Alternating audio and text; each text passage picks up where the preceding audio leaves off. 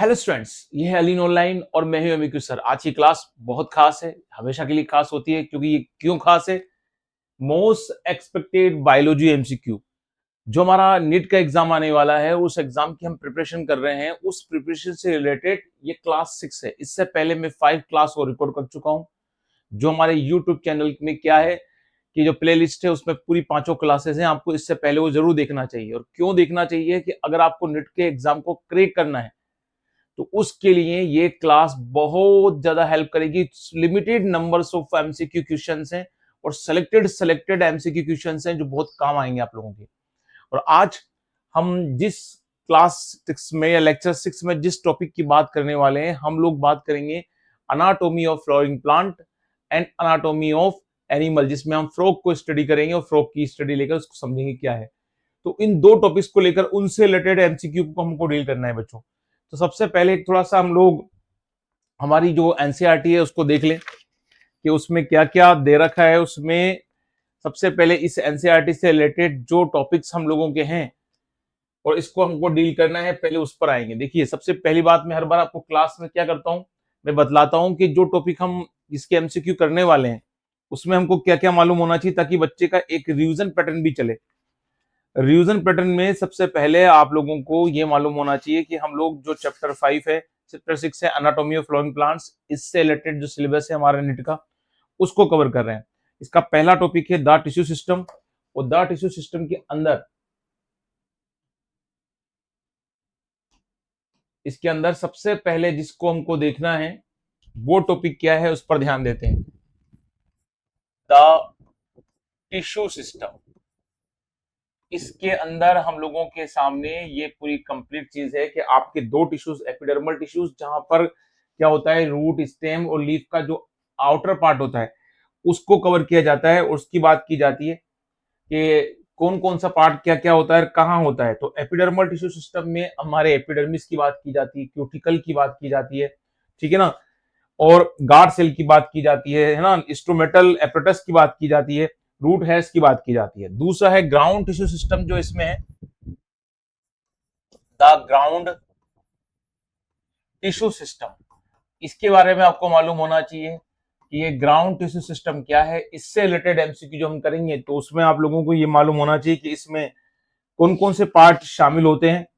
यानी अगर आप देखें तो एपिडर्मिस से लेकर वेस्कुलर बंडल के बीच की जितने भी टिश्यूज हैं वो ग्राउंड टिश्यू सिस्टम में आते हैं। चाहे वो आपका कौन हो, कॉर्टेक्स हो, चाहे एंडोडर्मिस हो, चाहे पेरिसाइकल हो, चाहे क्या हो, आप लोगों के जो अदर टिश्यूज हैं वो सारे शामिल इसी में होते हैं। चलिए, तो इसका मेन चीज क्या है कि एपिडर्मिस से लेकर वेस्कुलर सिस्टम तक के सारे टिश्यू इसमें आते हैं। ये पेरेनकाइमेटस होते हैं, कोलेनकाइमेटस होते हैं, स्केलेनकाइमेटस होते हैं, सभी टाइप्स के होते हैं। क्लियर? अगला होता है वेस्कुलर टिश्यू सिस्टम। यहां आपको मालूम होना चाहिए कि भाई जो टिश्यू सिस्टम क्या होता है, वेस्कुलर बंडल क्या होता है, स्टील किसे कहते हैं, ठीक है, जो एंडोडर्मिस होता है वो लेयर क्या होती है, पेरिसाइकल की लेयर क्या होती है, पिथ क्या होता है, और वेस्कुलर बंडल क्या होते हैं। अगली कंडीशन में आपको यह मालूम होना चाहिए कि जो वेस्कुलर बंडल है वीबी, वो वेस्कुलर बंडल कितने टाइप्स के होते हैं, उनका टाइप्स का मीन्स मालूम होना चाहिए, कॉन्जॉइंट्स का मीन्स मालूम होना चाहिए, ठीक है, रेडियल का मीन्स मालूम होना चाहिए कि रेडियल वेस्कुलर बंडल का मीन्स क्या होता है। इसी के साथ आप लोगों को ओपन और क्लोज की कंडीशन मालूम होना चाहिए कि ओपन कंडीशन में क्या होता है, क्लोज वेस्कुलर बंडल में क्या होता है, ठीक है, कहाँ कैम्बियम प्रेजेंट होता है, कहाँ, क्योंकि मैं क्लास नहीं ले रहा हूं, मैं आपको ओनली टॉपिक्स बता रहा हूं, ठीक है। ये बेसिक मालूम है आपको। तो अगली कंडीशन आपके साथ चलती है, वो क्या है, और उस कंडीशन में हम लोगों के सामने डाइकोटिलेडोन्स की स्टडी और मोनोकोटोलेडोन्स की स्टडी मालूम होना चाहिए। अगर ये दोनों आपको मालूम है तो इसके साथ आपको क्या आना चाहिए, आपको आना चाहिए कि भैया इसमें हम लोग क्या बात करते हैं, एक तो बात करते हैं रूट की, सेम इधर भी रूट की, स्टेम, इधर भी स्टेम, और इधर भी लीव्स, और इधर भी लीव्स। हम जानते हैं इधर आइसो बायलैटरल लीव्स होती है, इधर डोर्सो वेंट्रल लीव्स होती है। तो दोनों की कंडीशन मालूम होना चाहिए कि उनके क्या एनाटॉमिकल पार्ट होते हैं और किस तरह की कंडीशंस होती हैं। इसके बाद हम लोगों का अगला जो चैप्टर है उसके क्वेश्चंस भी इसी से कवर करेंगे। वहां स्पेशली किसके बारे में स्टडी है, फ्रॉग के बारे में। और फ्रॉग का ज्यादातर क्या है, उसकी बॉडी स्ट्रक्चर, उससे रिलेटेड क्वेश्चन जो हमारी एनसीईआरटी में दे रखे हैं। ये बॉडी स्ट्रक्चर का जो डायग्राम है फ्रॉग का, उससे रिलेटेड क्वेश्चंस, ये सारे क्वेश्चंस को आपको आना चाहिए कि फ्रॉग की मॉर्फोलॉजी क्या होती है, क्या उसकी हैबिट होती है, क्या नेचर होती है। ठीक है, उसकी नेचर मालूम होना चाहिए और उसका डाइजेस्टिव सिस्टम किस तरह से वर्क करता है, एक्सक्रेटरी सिस्टम किस तरह से वर्क करता है, और रिप्रोडक्टिव की क्या प्रॉपर्टीज होती है। बाकी तो सब इनिश अंदर दे रखी है, इसमें दो दो लाइन तीन तीन लाइन दे रखी है। तो ये इतना अगर आपको मालूम है टिप्स पर, तो अब क्लास शुरू करने का टाइम हो रहा है। बेसिकली मैं आपको ये बताना इसलिए बताता हूं कि डायरेक्ट एमसीक्यू डील करने से बच्चों को क्या होता है, ठीक है वो कर लेता है, लेकिन उसको क्या क्या मालूम होना चाहिए, उसकी बेसिक्स उसको जरूरी बताना जरूरी है। अब हम लोग आराम से बात कर सकते हैं किसकी, हमारे रिलेटेड एमसीक्यू, इन दो चैप्टर से रिलेटेड एमसीक्यू की। चलिए स्टार्ट करते हैं पहले क्वेश्चन के साथ।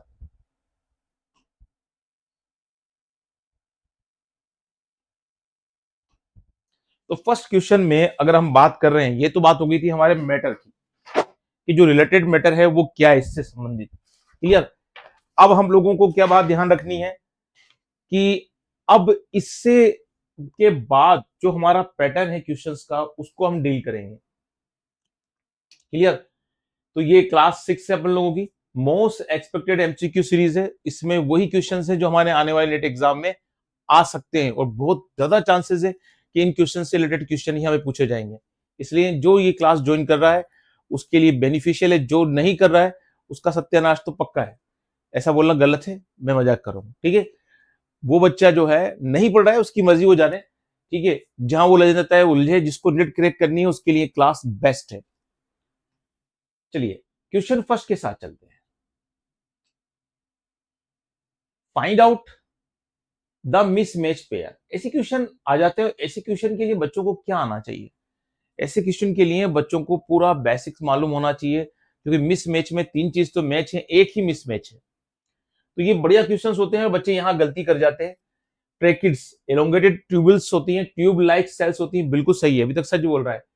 थिक होती है वॉल और लिग्निफाइड होती है, बिल्कुल कहीं भी गलती नहीं है। जितने भी जाइलम का पार्ट होता है वो ट्रैकिड से बनता है, और ट्रैकिड्स जो पार्ट होता है एलोंगेटेड ट्यूब लाइक सेल्स होती है, ठीक है, with thick and lignified wall. यहां तक तो कोई गलती ही नहीं है, हम सबको मिसमैच देखना है। These are dead end without protoplast, बिल्कुल सही है साहब, अभी तक एक भी गलती नहीं है। ट्रैकिड्स की जितनी भी स्पेशलिटी है वो इसी तरह की होती है। हमारा मिसमैच नहीं है, ये तो मैच है, इसलिए ये हमारा करेक्ट आंसर नहीं हो सकता, इसलिए क्रॉस लगा दिया। वेसल्स ट्यूबलाइक स्ट्रक्चर होती है, बिल्कुल सही बात है। Made up by many cells called vessels members, बिल्कुल ये बात नहीं है लेकिन सही बात है। Each with lignified walls and a large central cavity, बिल्कुल सेंट्रल कैविटी होती है वेसल्स में। दीज आर डिवोइड ऑफ प्रोटोप्लाज्म, बिल्कुल ये भी करेक्टर बिल्कुल सही है। तो इस करेक्टर सही है तो हम लोग इसको भी मिसमैच नहीं मान सकते, ये भी हमारा करेक्ट आंसर नहीं है। Xylem fiber highly thickened walls and obliated central lumens, बिल्कुल भाई जाइलम फाइबर भी होते हैं, बहुत हाईली थिकन होते हैं वॉल्स वाले, और ओब्लिक स्ट्रक्चर में होते हैं लंबे लंबे से। तो यहां तक भी कोई गलती नहीं है, बस अब जब तीनों में ही गलती नहीं है तो फिर लास्ट सेंटेंस पक्का गलत होगा। जाइलम पेरेन्काइमा लिविंग होती है, ये तो सही है, ठीक है। थीन वॉल्ड सेलुलोजिक सेल होती है, they store food material in the form of resin, latex and mucilage. यहां पर ये गलती सेंटेंस में डी में है ना। तो यहां पर इस सेंटेंस में यहां से मिस्टेक है, तो इसका करेक्ट आंसर अपना क्या है बच्चों, इसका करेक्ट आंसर है ऑप्शन डी, क्लियर। यही मिसमैच है, ठीक है। अगर मैं इस लाइन को लेकर आपसे डिस्कस भी कर लेता तो उसमें भी बात हो जाती। तो सारे सारे के सारे जो एबीसी सेंटेंस बिल्कुल सही है, मिसमैच ओनली कौन सा है, डी वाला। चलिए नेक्स्ट क्वेश्चन पर आते हैं बच्चों। कॉमन बिटवीन स्केलेन काइमा एंड कोलेन काइमा। आप देखो स्केलेन काइमा कोलेन काइमा 9th क्लास से स्टडी करते हैं हम लोग, तो उसके बाद 11th क्लास में आता है। अब ये कोलेन काइमा और स्केलेन काइमा की जो कंडीशन है वो कौन सी चीज को सपोर्ट जो है वो कर रही है। कॉमन बिटवीन स्केलेन काइमा कोलेन काइमा, दोनों के लिए क्या कॉमन है, पहली कंडीशन को देख लेते हैं वो कॉमन है कि नहीं। मटेरियल ट्रांसपोर्ट, देखो मटेरियल ट्रांसपोर्ट जो होता है वो इसके काम जो है वो कॉमन फंक्शन नहीं है। कंडक्शन ऑफ वाटर और मिनरल्स में भी इनका रोल नहीं है, दोनों का कॉमन। प्रोवाइडिंग बायोसेंसी, बायोसेंसी में तो वाटर के ऊपर जो होता है वो तैरता रहता है प्लांट का पार्ट, तो उसमें दोनों का रोल नहीं होता। स्केलेनकाइमा तो कोई रोल ही नहीं कर रहा है उसमें। स्केलेनकाइमा कंडक्शन ऑफ वाटर में जरूर इन्वॉल्व हो रहा है ना।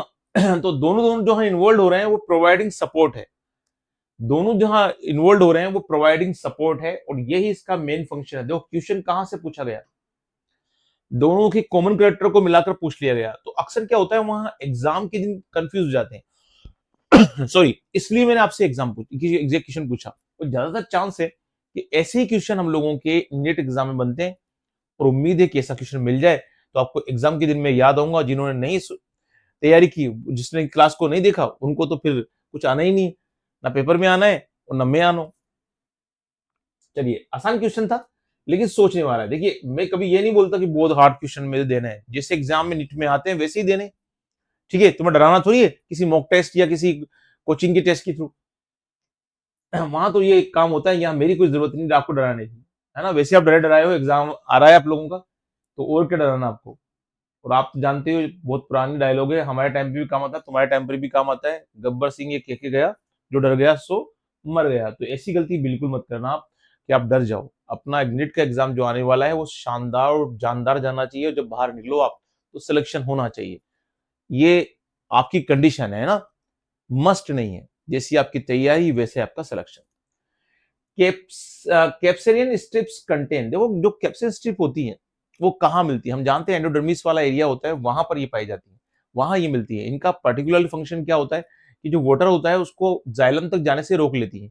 लेकिन आप जानते हैं कि पाथ सेल होती है, जहां कैप्सियन स्ट्रिप्स नहीं होती है, वहां से वाटर अंदर चला जाता है जाइलम में। तो ये इनका पर्टिकुलर फंक्शन होता है, लेकिन ये लंबा नहीं खींच सकता। अब किसकी बनी होती है, तो देखिए एक वैक्स लाइक स्ट्रक्चर होती है, और वो होती है सुबेरिन। कौन होता है, सुबेरिन होता है। तो ये सुबेरिन की बनी होती है। तो करेक्ट आंसर बच्चों अपना कौन सा है, सुबेरिन है। अब ये बात ध्यान देना चाहिए, बहुत आसान सा क्वेश्चन है, कई बार पूछा भी गया है, लेकिन हमें भी याद रहना चाहिए कि भाई हमारी दिमाग से बात आना चाहिए कि सुबेरिन की बनी होती है। अगर ऑप्शन में अगर सर वैक्स भी आ जाए, मैं देख रहा था एक जगह ऑप्शन में वैक्स भी था, तब भी आपको, क्योंकि वैक्सी स्ट्रक्चर है सुबेरिन, तो अब कंफ्यूजन होता है। अगर वैक्स भी ऑप्शन में देख रखा हो तो फिर हमें सुबेरिन करना है, वैक्स करना है, सुबेरिन करना है, क्योंकि वैक्स लाइक स्ट्रक्चर जो है उसका नाम क्या है, सुबेरिन है। तो इसलिए करेक्ट आंसर कौन सा है, कैप्सियन स्ट्रिप वाला सुबेरिन है बच्चों। चलिए नेक्स्ट क्वेश्चन पे आ जाए। चलिए नेक्स्ट पे आते हैं।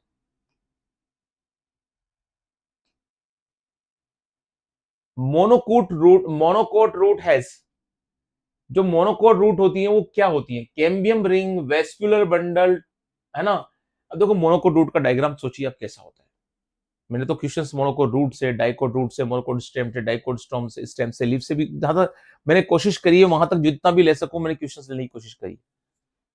दिमाग में आ गया मोनोकोट रूट। चलो अब अपन समझ सकते हैं cambium ring, vascular bundle 2 to 4। तो देखो कैम्बियम रिंग में होती है, कैम्बियम रिंग में होती है, और वेस्कुलर बंडल 2 to 4 होते हैं। चलो एक तो करेक्ट है अपना, ये पहला तो ये हो गया। नेक्स्ट देखते हैं, रेडियल वेस्कुलर बंडल होते हैं। यहाँ कुछ दिमाग में आया कि मोनोकोट में रिंग में होते हैं। आपने वो उससे पहले बात की थी सेकेंडरी ग्रोथ की, जो अभी सिलेबस में नहीं है। वो सेकेंडरी ग्रोथ वाला पेटल जो देखेंगे आप कैम्बियम रिंग, वो तो डाइकोट रूट में होती है, मोनोकोट में कहां से होगी बच्चों। तो नहीं, शुरुआत में इस भैया ने गलती कर दी, भैया ने कर दी तो हमने मान ली कि भैया हमारा ये ऑप्शन करेक्ट नहीं है। रेडियल वेस्कुलर बंडल होते हैं साहब, बिल्कुल ऐसा होता है, ये सच है। पोलियाक्सालम होता है, बिल्कुल होता है।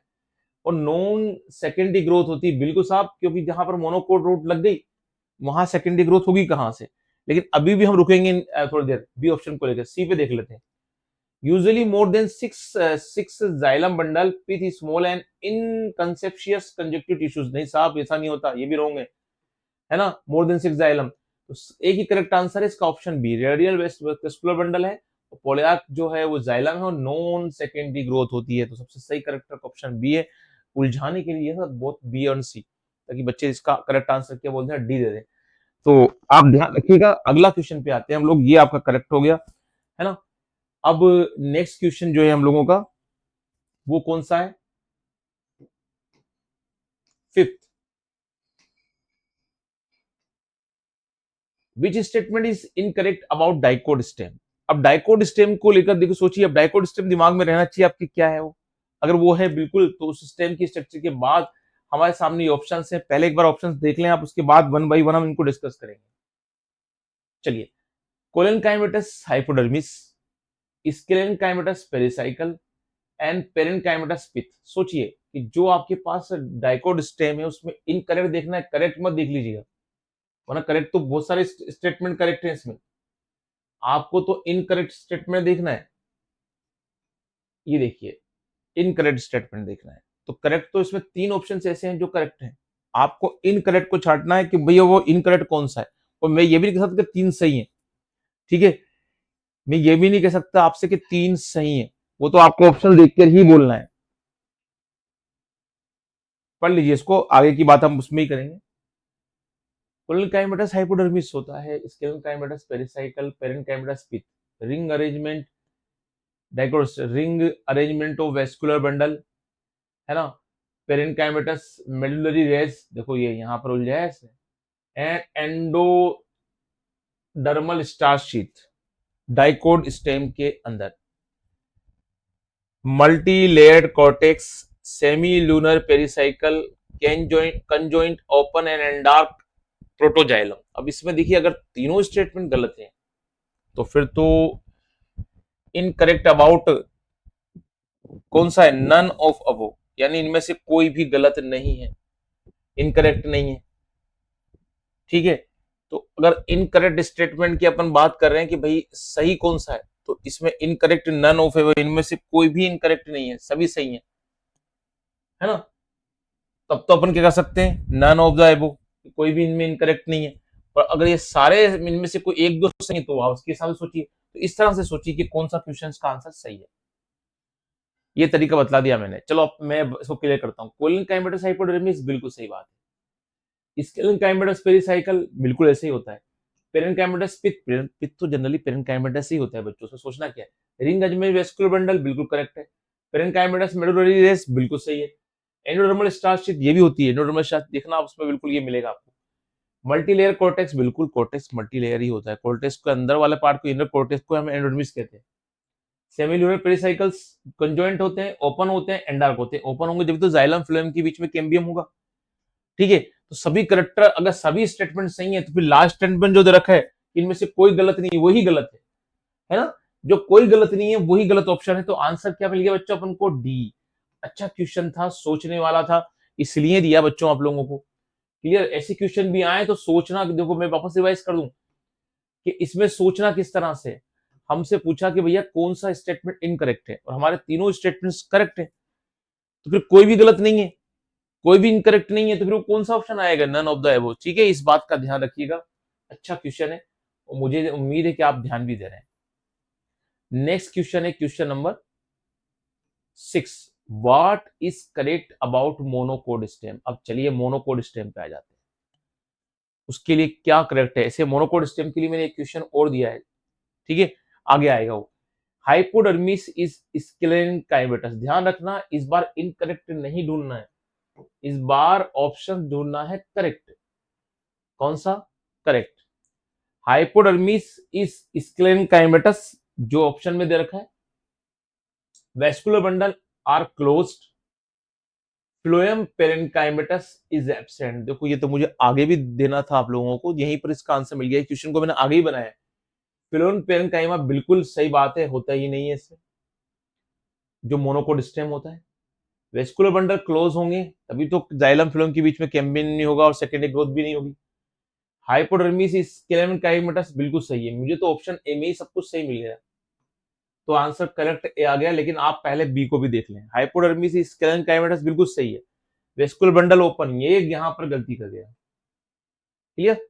हाइपोडर्मिस इज कोलेनकाइमेटस शुरू में गलत है, वेस्कुलर बंडल क्लोज्ड ये सही है, फ्लोएम पेरेनकाइमेटस इज प्रेजेंट ये गलत कर गया है यहाँ पर। हाइपोडर्मिस इज कोलेनकाइमेटस बिल्कुल सही है साहब, वेस्कुलर बंडल क्लोज्ड बिल्कुल गलत है, और फ्लोएम पेरेनकाइमा एब्सेंट है बिल्कुल सही बात है। तो ऑप्शंस आपको जो मिला सारे देखने के बाद करेक्ट ऑप्शन कौन सा मिल गया, ए इसका राइट आंसर है बच्चों, है ना, ध्यान रखिएगा। अच्छा क्वेश्चन था, आपको डील करना चाहिए, याद रखना चाहिए। नेक्स्ट क्वेश्चन पे आते हैं, क्वेश्चन नंबर 7।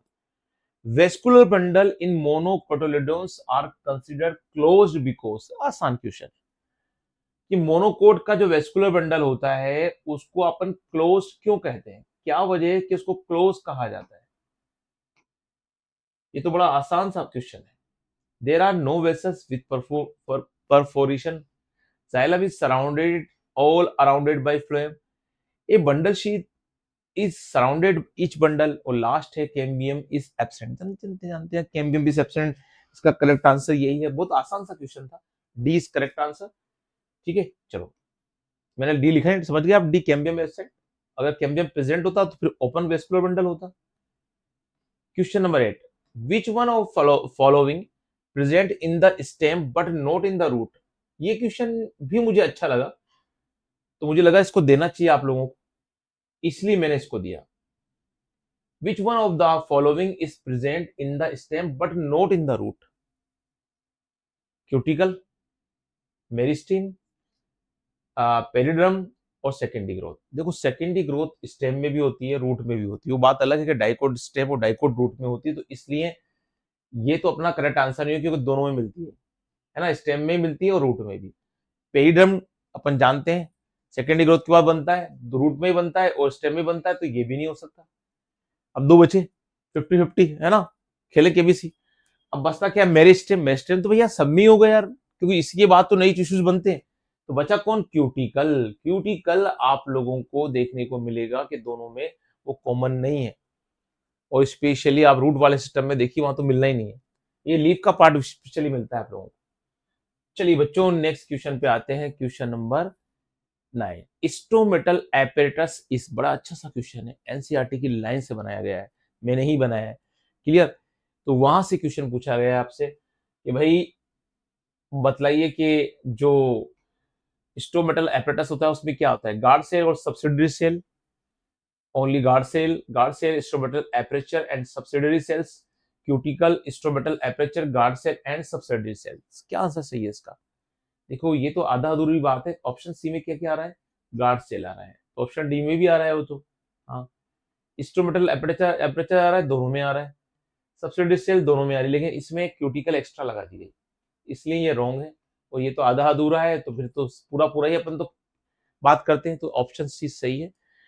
जो इंस्ट्रूमेंटल एपरेटस होता है उसमें गार्ड सेल आती है, इंस्ट्रूमेंटल एपरेचर आता है, और उसके जो गार्ड सेल को घेरे हुए सराउंडिंग्स में क्या होती है, सब्सिडरी सेल्स होती हैं, वो भी आती हैं। तो मुझे उम्मीद है क्वेश्चन समझ में आ गया होगा आपको। और आप वैसे जानते हो कि जनरली क्या होता है, ये तो होता है अपर्चर होता है, इस अपर्चर के सराउंडिंग में क्या होता है, इस तरह से गार्ड सेल होती है, और गार्ड सेल को इस तरह से सराउंडिंग किए हुए क्या होती है, इस तरह से ये सब्सिडरी सेल्स होती हैं। तो ये सब मिलाकर क्या करती हैं, स्टोमेटल अपर्चर बनाती हैं, सॉरी स्टोमेटल अपरेटस बनाती हैं, क्लियर। तो ये अपन को याद रहना चाहिए। नेक्स्ट क्वेश्चन पे आते हैं, question number 10, dicotyledonous roots consist correct order of tissue layer. देखिए अगर आप डाइकोटिलेडोनस रूट में जाएंगे, सबसे बाहर क्या देखने को मिलेगा, सबसे बाहर एपिबिलेमा मिलेगा, है ना। तो ऑप्शंस में इस ऑप्शन में एपिबिलेमा नहीं है, बाकी सब में है, तो ये तो अपना हटा देते हैं अपन, बाकी सब में एपिबिलेमा है। एपिबिलेमा के बाद कॉर्टेक्स होगा, इसलिए इस ऑप्शन को हटा देते हैं, तो इसमें भी कॉर्टेक्स है, इसमें भी कॉर्टेक्स है। उसके बाद एंडोडर्मिस होगी, इसमें भी है, इसमें भी है। उसके बाद पेरिसाइकिल होगी, इसमें भी, इसमें भी है। फिर वेस्कुलर बंडल होंगे, इधर पिथ दे दिया, तो ये ऑप्शन गलत हो गया, ये वाला राइट है। क्या रहता है, epiblema, then cortex, then endodermis, ठीक है, then pericycle, then vascular bundle, और लास्ट में क्या होगा, पिथ होगा। तो करेक्ट आंसर क्या है इसका ऑर्डर का, ऑप्शन ए करेक्ट है, ठीक है, ये अपना आंसर है। और ऑर्डर क्या है, epiblema, cortex, endodermis, then pericycle, then vascular bundle, last में बीच में क्या होता है, पिथ होता है। तो उम्मीद है बात समझ में आ गई होगी आपको। स्टिल, ये भी आसान क्वेश्चन है। स्टिल में क्या, अभी मैंने बताया था स्टिल में क्या क्या आता है। पहले ऑप्शन में क्या है, वीवी वेस्कुलर बंडल पिथ आता है ना, ये आधा अधूरी बात है। एंडोडर्मिस वीवी पिथ आता है, ये भी आधी अधूरी बात है। ये पूरी बात है, एंडोडर्मिस आता है, पेरिसाइकल आता है, वेस्कुलर बंडल आता है, पिथ आता है। इसमें कुछ ज्यादा बात कर दी गई कॉर्टेक्स की वजह से, इसलिए ऑप्शन रॉन्ग है। देखिए आप इसको देखिए, स्टिल में क्या क्या शामिल है, एंडोडर्मिस, उसके बाद पेरिसाइकल, देन वेस्कुलर बंडल जो स्पेशली है, और पिथ बीच का, ठीक है। तो मुझे उम्मीद है आपको ये बात समझ में आ गई होगी। स्टिल से क्वेश्चन कई बार बना है। रॉन्ग स्टेटमेंट देखना है आपको मोनोकोट के बारे में। देखिए मैंने कहा था ना आपको, मोनोकोट स्टेम पे मैंने एक क्वेश्चन और बनाया है, एक तो स्टेटमेंट से, एक यहाँ से। रोंग अभी मिल जाएगा अपन लोगों को। स्केलन काइमेटस हाइपोडर्मिस होती है, अभी बतलाया था अपन ने, इससे पहले वाले ऑप्शन में। फिर पेरेन्काइमा भी एब्सेंट होता है, सही बात है। लार्ज कंसेप्शियस पेरेन्काइमेटस ग्राउंड टिश्यूज होते हैं, ये सही है। बस ये गलत है कि पेरिफेरल वेस्कुलर बंडल स्मॉलर होते हैं, नहीं, वो लार्ज होते हैं। और सेंट्रल वेस्कुलर बंडल क्या होते हैं? देखो, peripheral vascular bundle are smaller than the central located one. Peripheral large होते हैं, सेंट्रल वाले छोटे होते हैं, तो उल्टा बोल गया, इसलिए रॉन्ग है। इसलिए हमारा ये इनकरेक्ट आंसर है, रॉन्ग स्टेटमेंट है। तो ऑप्शन बी अपना करेक्ट है आंसर। और तीनों sclerenchymatous hypodermis phloem parenchyma absent and large conspicuous parenchymatous ground tissues ये होते हैं, इसलिए ये यहाँ रोंग में नहीं आएंगे, राइट में आएंगे। तो अपना रोंग स्टेटमेंट कौन सा है? Peripheral vascular bundle are greater in size comparison to centre, यहाँ स्मॉलर बोल दिया, इसलिए ये रोंग ऑप्शन है। उम्मीद है मेरी बात आपको समझ में आ रही होगी। मैंने इसलिए स्टार्टिंग में आपको पहले बतलाया पढ़ना क्या है, उसके बाद इसको चालू करना है, स्टार्ट करना है। Question number 13, in grasses adaxial large empty and colourless cells और टिश्यूज। ग्रासेस में क्या होता है? एक एडेक्सल लार्ज और एम्प्टी सेल्स होती है जो कलरलेस होती है या टिश्यूज होते हैं, वो कौन है? बंडल शीट है, पेलिस्टेड पेरेन्काइमा है, बुलीफॉर्म सेल्स है, स्पंजी टिश्यूज है। बड़ा अच्छा क्वेश्चन है, और मैंने ऑप्शंस भी जानकर के ऐसे दिए हैं जिसमें आपको सोचना हो। अब इसको डायरेक्ट आंसर मालूम हो तो लिख देगा कि बुलीफॉर्म सेल्स करेक्ट आंसर है। जो एपिडर्मिस में होती है, बड़ी बड़ी सोलन की स्ट्रक्चर होती है, लार्ज होती है, एम्प्टी होती है, कलरलेस होती है, और इनमें क्या होता है? ह्यूमिडिटी को एब्जॉर्ब करने की क्षमता होती है, पावर होती है, जो ह्यूमिडिटी होती है उसको एब्जॉर्ब कर लेती है। क्लियर बच्चों? चलिए नेक्स्ट क्वेश्चन पे आते हैं। नोट ए फ्रॉग करेक्टरिस्टिक्स। कौन सा ऐसा करेक्टर है जो फ्रॉग में नहीं मिलता? वो पोकिलोथर्मस होता है। सोचिए, पोकिलोथर्मस तो होता है यार, करेक्ट है तो, इसलिए अपन इसको नोटे में इनकरेक्ट में डालेंगे। कॉम्फ्रेस होता है, बिल्कुल होता है। एस्टिवेशन होता है। ड्रिंकिंग वाटर एबिलिटी उसमें है? नहीं नहीं नहीं है। नो ड्रिंकिंग वाटर एबिलिटी, उसमें वाटर ड्रिंक करने की एबिलिटी नहीं होती है, ठीक है ना? तो इसलिए ये रॉन्ग ऑप्शन है, यही इनकरेक्ट ऑप्शन है। तो आपको आंसर डी मिल गया बच्चों। फ्रॉग से रिलेटेड मैंने क्या कहा था, दोनों को मैं एक साथ फ्री करूंगा। फ्रॉग से रिलेटेड एक क्वेश्चन जरूर आएगा हम लोगों के, आ सकता है, आएगा जरूर, ये कहना गलत बात है। और जो क्वेश्चन आई है उन्हीं को डील कर रहा हूं। नोट ए फ्रॉग करेक्टरिस्टिक्स। कौन सा करेक्टर फ्रॉग का नहीं है? एक बार इसको देखिए, अच्छा प्रश्न है, अच्छा क्वेश्चन है। देख लिया, अच्छी बात है, देख लिया, बहुत जल्दी देखा आपने। मुझे, मैंने आपको पहले कहा था पोज करके देखा करें आप, उससे क्या होता है, मेरा भी टाइम बचता है, क्यों मुझे पोज नहीं होना पड़ता। आपने पोज कर लिया, अब देखिए इसका answer. Male frog capillary pad on the second digit of the forelimb. कि मेल की जो होता है ना, फ्रॉग की कपिलरी पेड होता है सेकंड डिजिट में, सेकंड उंगलियों में, कहां था? फोरलिम्ब के। Male frog sound produce ability, बिल्कुल सही बात है, मेल फ्रॉग में होती है। Female frog shows absence of capillary pad, बिल्कुल मेल में होता है, फीमेल में थोड़ी होता है ना। Cutaneous respiration shows frog, frog में क्यूटिनस रेस्पिरेशन होता है, बिल्कुल सही बात है। तो फिर ऑप्शन गलत कौन सा? ए। और क्यों गलत है वो? कि male frog capillary pad on the second digit, यहाँ सेकंड डिजिट दे दी फोरलिम्ब की, जबकि यहाँ कौन सी डिजिट आना चाहिए बच्चों? फर्स्ट डिजिट आना चाहिए। इसलिए ये ऑप्शन क्या हो गया? इनकरेक्ट हो गया, रॉन्ग ऑप्शन हो गया, जो फ्रॉग का करेक्टर नहीं है। अगला क्वेश्चन भी फ्रॉग से है। Correct statement about frog is, ये एमिनोटेलिक होता है? नहीं साहब, ये होता है यूरिकोटेलिक, तो इसलिए ये ऑप्शन गलत है। वैसा डिफरेंशिया 8 to 10 ना, 10 to 12 होती है ये। शो इंटरनल फर्टिलाइजेशन नहीं, आउटर या एक्सटर्नल फर्टिलाइजेशन होता है।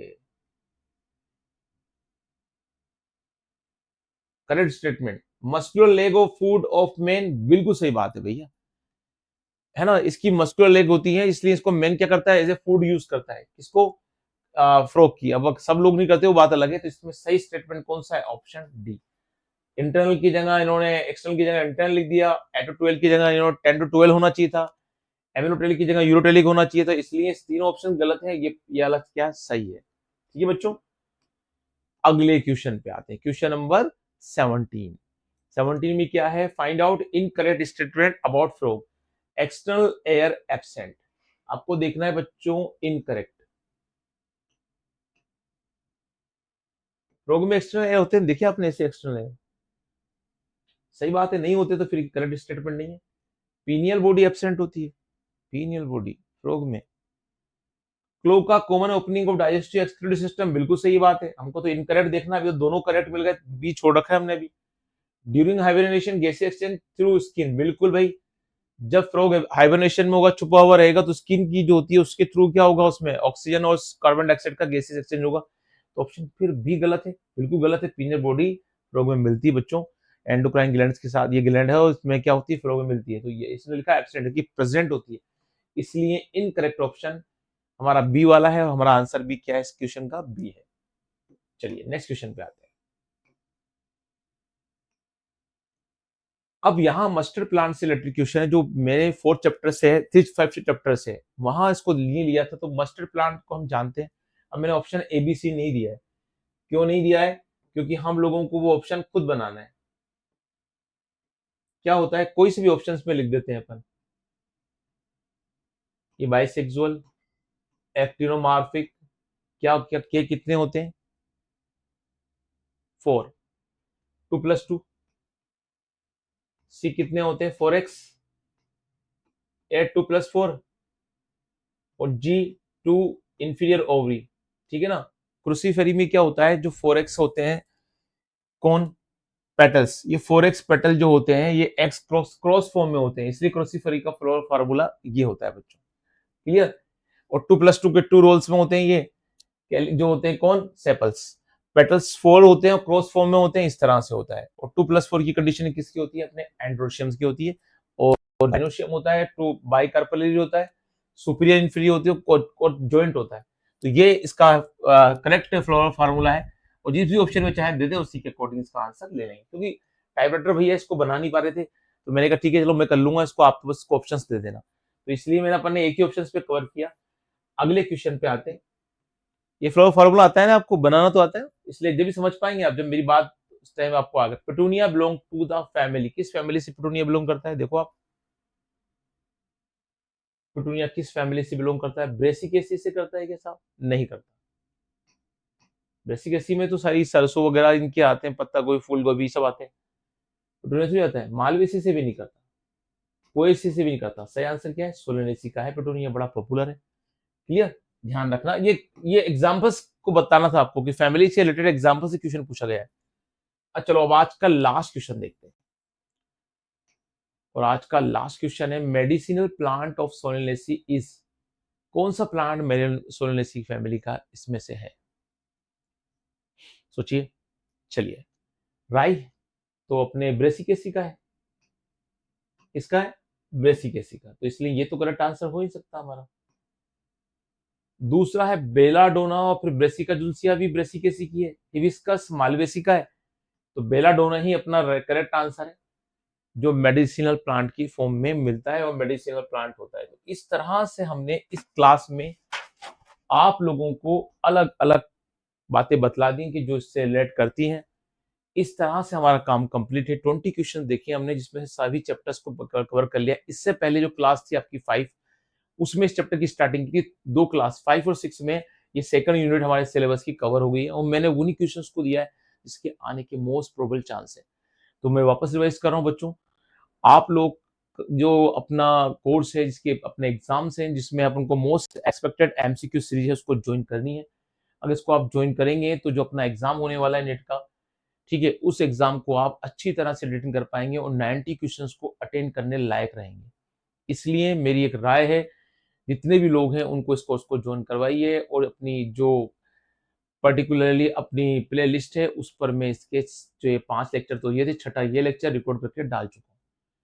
और आप जुड़े रहिए, और जब तक एग्जाम नहीं आता, एग्जाम के लिए अपने पास 15 डेज आसपास बचे हैं अब, ठीक है, तो आराम से तैयारी कीजिए। जब तक आपका अप्रैल रहेगा तभी मैं इसको खत्म कंप्लीट कर दूंगा, ताकि आराम से आप इन क्वेश्चंस को एक बार देखकर चले जाए और आपका एग्जाम बहुत बढ़िया जाए। तो बहुत सारी शुभकामनाओं के साथ आप इसको अटेंड करेंगे। कोई आपका क्यूरी हो, कोई क्वेश्चन पे आपको ऐसा लगता हो कि सर इसका आंसर वो होना चाहिए, ये होना चाहिए, है ना, या आपकी कोई भी इस पे क्यूरी है, तो आप कमेंट बॉक्स पे लिख सकते हैं। मैं पूरी कोशिश करूंगा कि आपको उसका आंसर दूं।